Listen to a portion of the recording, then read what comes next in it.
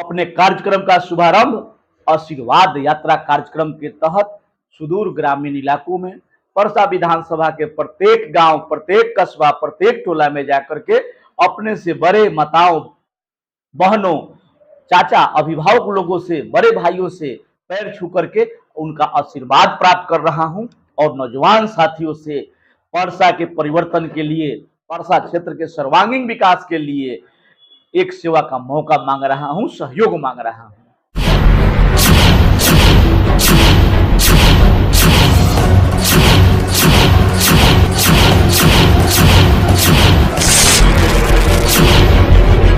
हमारे आदरणीय नेता प्रतिपक्ष तेजस्वी यादव जी कई बार संकेत दे चुके हैं कि 2025 में युवाओं को हम मौका देंगे और काम के आधार पर उनकी मजदूरी तय होगी। तो मुझे पूरा अपने नेता पर भरोसा है, पूर्ण विश्वास है।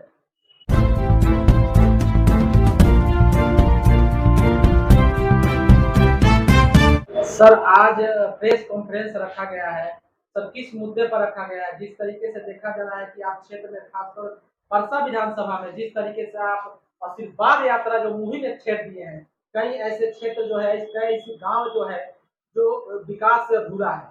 कहीं समस्या, बड़ी बड़ी समस्या है, कहीं देखा जा रहा है कि रोड का समस्या है, नली गली का समस्या है, किसी के गरीब का अभी आवास नहीं मिला है, झोपड़ी का घर है। तो सर, इस चीज को आप कैसे मतलब जनता को विश्वास दिला रहे हैं?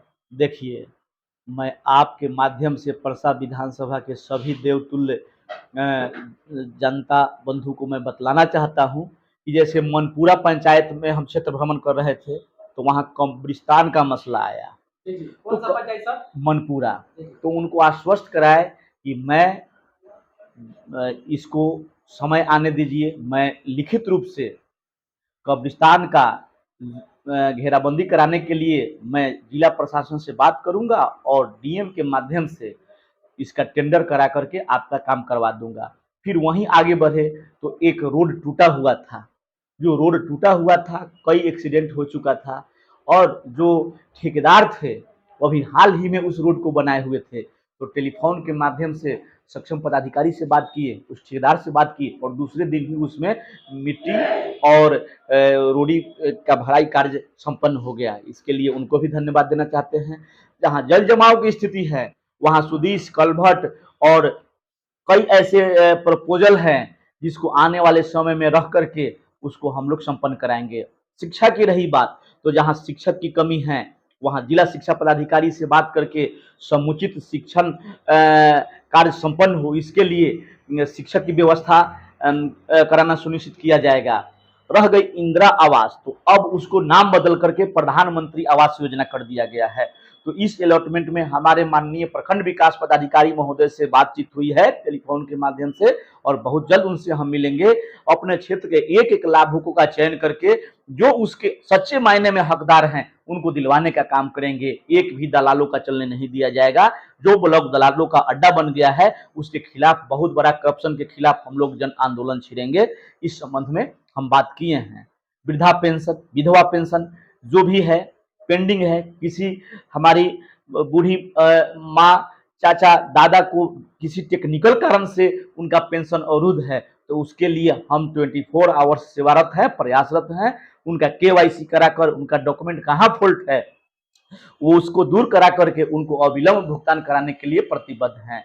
हमारे अनुमंडल में, दिघवारा में, सारण क्षेत्र में, सोनपुर अनुमंडल में बुनियादी केंद्र संचालित हो रहा है।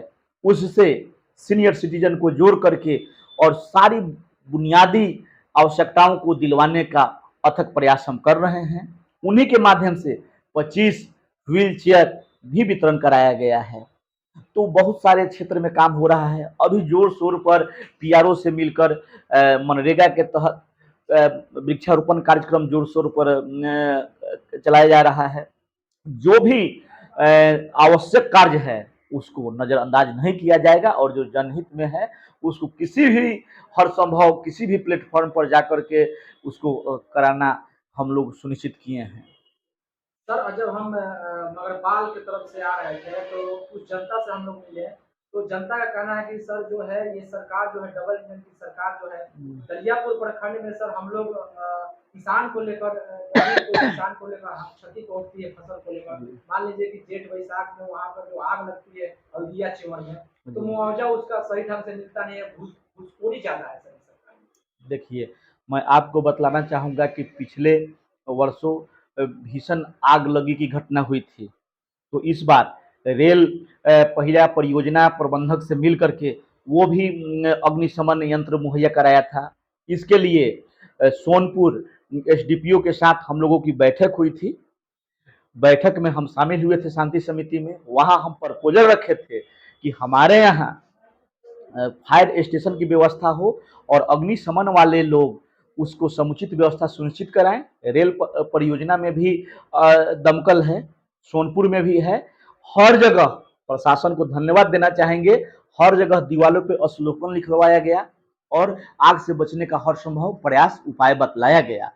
जिन किसान भाइयों को मुआवजा के रूप में जो कर्मचारी सही मायने में जिनका जो क्षति हुआ है सीओ से मिल करके हम लोग उसका भुगतान कराए हैं, यह दावा के साथ कर सकते हैं। एक दो किसान जिनका क्लेम रह गया है उनसे आपके माध्यम से क्षमा प्रार्थी है। उसमें कहीं ना कहीं टेक्निकल गड़बड़ी हुई होगी कि कर्मचारी महोदय उनका रिपोर्ट सही नहीं कर पाए होंगे, लेकिन प्रखंड से जो भी उसका मुआवजा तय हुआ था वो हम लोग दिलवाने का काम किए हैं।